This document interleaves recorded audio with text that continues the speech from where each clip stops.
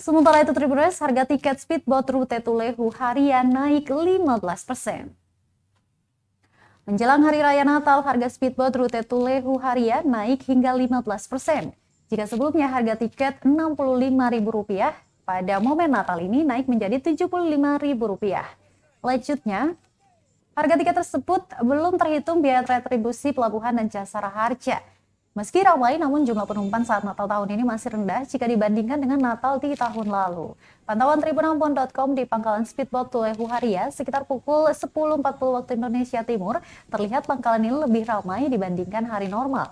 Di sekitar pangkalan speedboat terlihat petugas keamanan dari Polair dan Basarnas sementara berjaga.